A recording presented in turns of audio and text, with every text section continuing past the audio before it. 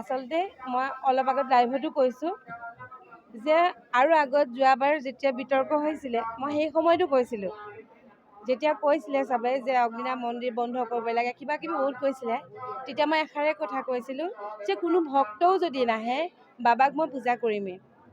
আৰু বিগ্ৰহভাগক লৈ বিতৰ্ক হৈছিলে তেতিয়া মই কৈছিলোঁ যে প্ৰথম শিৱলিংগ ভাগ আমি স্থাপন কৰিছিলোঁ আৰু এই বিগ্ৰহভাগ শিৱলিংগভাগ স্থাপন কৰা 2বছৰমানৰ পিছতে মই বিগ্ৰহভাগ ৰাখিছিলোঁ। ইয়াতে শিৱৰ শক্তি আছে, একেখিনি কথাই কিন্তু যোৱাবাৰো কৈছোঁ, মই একেখিনিয়ে কৈছোঁ। ইয়াতে আছে শিৱৰ শক্তি, সেই শিৱৰ শক্তিক মই নাম দি লৈছোঁ অগ্নিনাভ। গতিকে আমি অগ্নিনাভ নামেৰে শিৱৰ শক্তিক আমি পূজা কৰোঁ, কথাটো হ'ল সেইটো।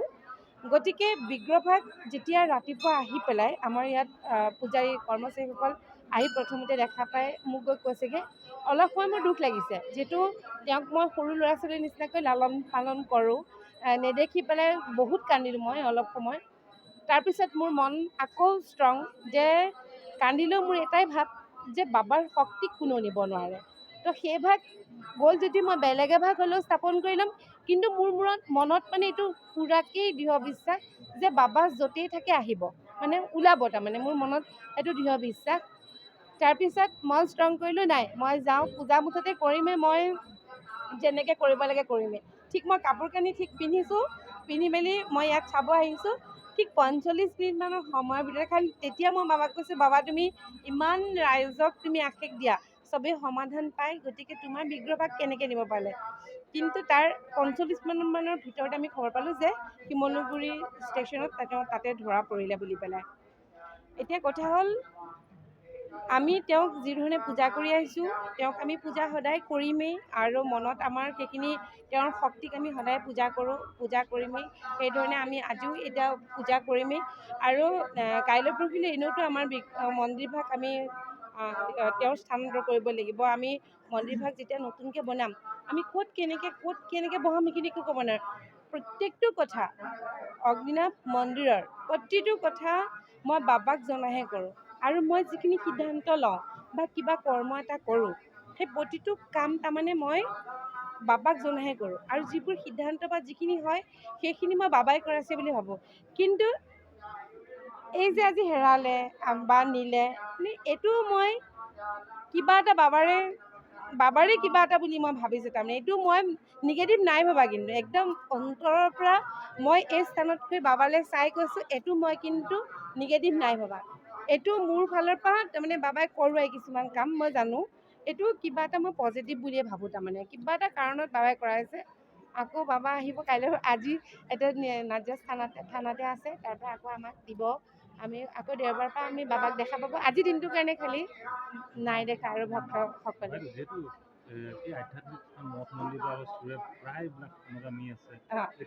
কিন্তু মই আৰু অলপ কওঁ হা, যেতিয়া গুৱাহাটীৰ উগ্ৰতাৰা মন্দিৰত যেতিয়া মা তাৰা যেতিয়া হেৰাইছিলে, মানে কোনোবাই চুৰ কৰি নিছিলে উগ্ৰতাৰা মন্দিৰত, তেতিয়া আমাৰ এই বাবাক স্থাপন কৰা বেছিদিন হোৱা নাই।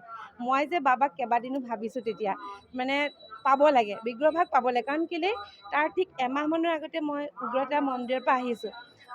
সেই তেতিয়াও কিন্তু মোৰ মনত বহুত বিশ্বাস আছিলে, কাৰণ জাগ্ৰত যেতিয়া কিবা এভাগ মন্দিৰ হওক কিবা হয়, তাত কোনেও ক্ষয় ক্ষতি কেতিয়াও কৰিব নোৱাৰে। সেই জাগ্ৰত তেতিয়াহ'লে নহ'লেহেঁতেন। তেওঁ যিহেতু জাগ্ৰত, তেওঁৰ আশীৰ্বাদ চবেই পায়।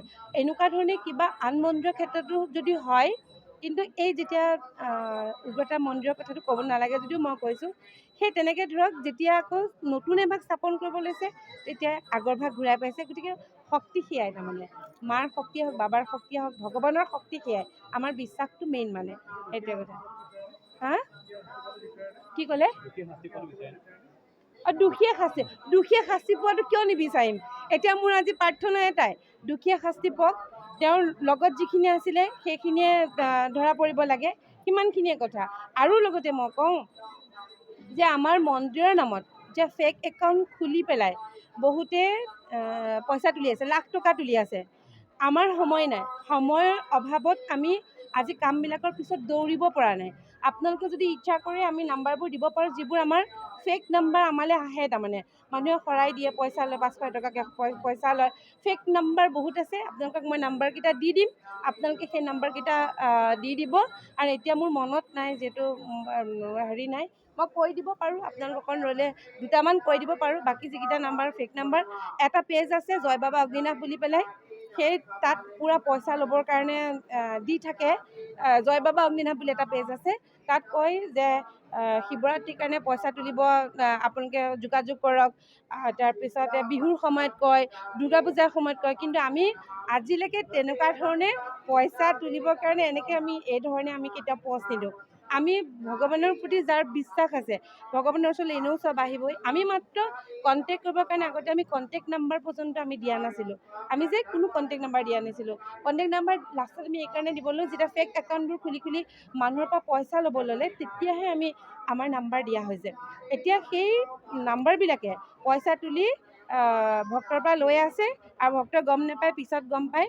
আৰু যেতিয়াই বেছিকৈ সোধে তেতিয়া ব্লক কৰি দিয়ে, লগালগ ব্লক কৰি দিয়ে। কেইবাটাও নাম্বাৰ আছে, আপোনালোকৰ নাম্বাৰকেইটা মই দি দিম। সেইকেইটাও যদি কোনোবাই কিবা তদন্ত কৰিব পাৰে, খুবেই ভাল পাম। আৰু সেই দোষীও যদি শাস্তি পায়, অত্যন্ত শান্তি পাম। তাৰমানে কাৰণ আমাৰ সময় নাই কাৰণে আমি আজি লাগিব নোৱাৰোঁ। কেইবাটাও পেজ আছে, সেই পেজখিনি এই ধৰণে নাম্বাৰ দি আমাৰ লগত যোগাযোগ কৰক বুলি দিয়ে। আপোনালোকক সেইখিনি দিম, সেইখিনি আপোনালোকে চাই ল'ব পাৰিব। ইমানখিনিয়ে কথা।